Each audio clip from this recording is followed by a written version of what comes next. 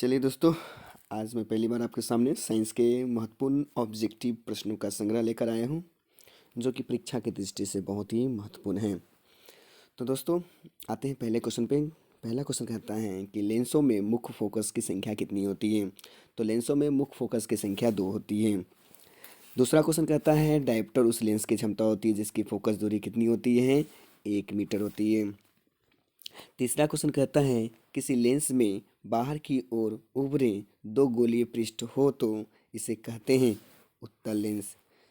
चौथा क्वेश्चन कहता है विरल माध्यम में प्रकाश की चाल सघन माध्यम की अपेक्षा क्या होती है, धीमी होती है। चौथा क्वेश्चन कहता है पांचवा कहता है सॉरी रोगियों के कान, नाक, गले आदि के जांच के लिए डॉक्टर प्रयोग करते हैं तो किस दर्पण का, अवतल दर्पण का। छठा क्वेश्चन है निर्गत किरण और अभिलंब के बीच के कोण को कहते हैं, निर्गत किरण और अभिलंब के बीच के कोण को कहते हैं, क्या कहते हैं, निर्गत कोण। सातवां क्वेश्चन कहता है प्रकिरणित प्रकाश का वर्ण किस पर निर्भर करता है, तो किस पर निर्भर करता है, कणों के साइज पर। आठवां क्वेश्चन कहता है नीला तथा हरा प्रकाश के मिलने पर किस वर्ण का प्रकाश प्राप्त होता है, तो श्यान रंग का। नौवां क्वेश्चन है वास्तविक सूर्यास्त और आभासी सूर्यास्त के बीच लगभग कितने समय का अंतर होता है, तो लगभग 2 मिनट का अंतर होता है। 10वां क्वेश्चन कहता है स्पेक्ट्रम प्राप्त करने के लिए किसका उपयोग होता है, तो प्रिज्म का उपयोग होता है। 11वां क्वेश्चन है रेटिना पर किसी वस्तु का उल्टा तथा वास्तविक प्रतिबिंब बनना किसके द्वारा होता है। रेटिना पर किसी वस्तु का उल्टा तथा वास्तविक प्रतिबिंब किसके द्वारा बनता है, तो किसके द्वारा बनता है, तो राइट ऑप्शन है सी, अभिनेत्र लेंस के द्वारा। नेक्स्ट है 12वां क्वेश्चन कहता है कि कांच प्रिज्म द्वारा उत्पन्न श्वेत प्रकाश के स्पेक्ट्रम में किस रंग की किरण का झुकाव अधिक होता है, तो बैंगनी रंग का झुकाव अधिक होता है। 13वां क्वेश्चन करता है कि प्रतिरोध आर के किसी तार के टुकड़े को 5 बराबर भागों में काटा जाता है, इन टुकड़ों को फिर पार्श्व क्रम में संयोजित कर देते हैं, यदि संयोजन का तुल्य प्रतिरोध आर डैश है तो आर बाई आर डैश का अनुपात क्या होगा, तो राइट आंसर है 25। 14वां क्वेश्चन कहता है यदि किसी चालक से 1 कूलॉम आवेश प्रवाहित होने में 1 जूल कार्य हो तो उस पर चालक के बीच विभवांतर होगा, कितना होगा, 2 वोल्ट का।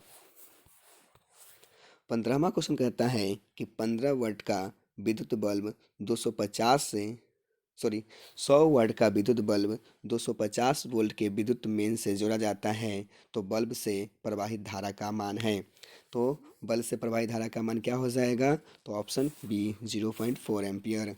16वां क्वेश्चन कहता है कि परिपथ में किन्हीं दो बिंदुओं के बीच का विभवांतर मापा जाता है, तो परिपथ में किन्हीं दो बिंदुओं के बीच के विभवांतर मापा जाता है किस यंत्र से, वोल्ट मीटर से। 17वां क्वेश्चन कहता है निम्न में से किसका अर्थ जल होता है, तो किसका अर्थ जल होता है, हाइड्रो का। नेक्स्ट 18वां क्वेश्चन कहता है कि ताप बढ़ने पर चालक का प्रतिरोध क्या होता है, ताप बढ़ने पर चालक का प्रतिरोध क्या होता है, बढ़ता है। नेक्स्ट 19वां क्वेश्चन कहता है चुंबकीय क्षेत्र चुंबक के ध्रुवों होते हैं, तो महत्तम ध्रुवों होते हैं।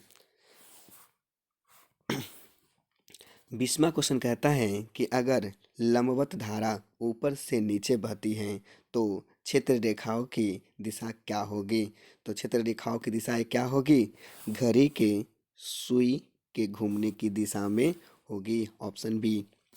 21वां क्वेश्चन कहता है चुंबकीय क्षेत्र रेखाओं की निकटता बतलाता है, तो चुंबकीय क्षेत्र रेखाओं की निकटता बतलाता है कौन, क्षेत्र का मान, ऑप्शन ए हमारा सही आंसर है। 22वां क्वेश्चन कहता है कि जब कुंडली की गति की दिशा चुंबकीय क्षेत्र की दिशा के लंबवत होती है तो कुंडली में उत्पन्न प्रेरित विद्युत धारा का मान कितना होता है, अधिकतम होती है। 23वां क्वेश्चन कहता है चुंबकीय क्षेत्र की तीव्रता का मात्रक है।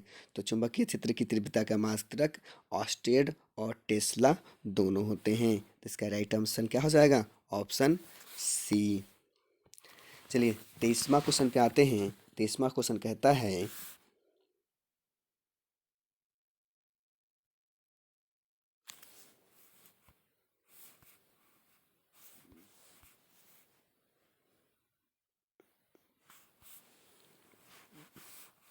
चलिए हम लोग आते हैं 24वें क्वेश्चन कहता है कि किसी एसी जनित्र तथा डीसी जनित्र में एक मूलभूत अंतर यह है कि क्या अंतर पाया जाता है?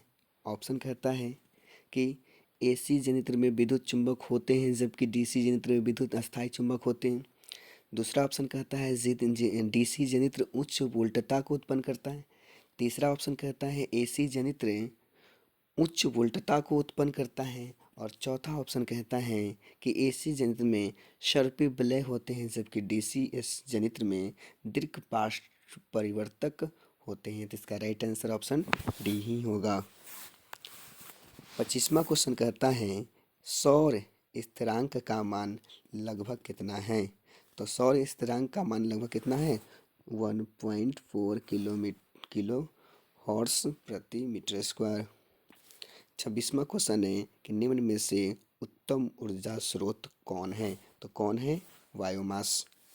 नेक्स्ट 27वां क्वेश्चन कहता है कि दृश्य प्रकाश का तरंगदैर्घ्य होता है। दृश्य प्रकाश का तरंगदैर्घ्य होता है कितना होता है?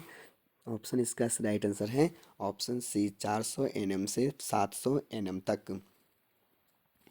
28वां क्वेश्चन कहता है कि 2Cu प्लस O2 ताप के साथ जब अभिक्रिया की जाती है तो 2CO तो इस अभिक्रिया में Cu का होता है। तो इस अभिक्रिया में Cu का क्या होता है? उपचयन होता है। 29वां क्वेश्चन कहता है कि वह अभिक्रिया जो दोनों दिशाओं में अग्रसर होती है कही जाती हैं। क्या कही जाती हैं?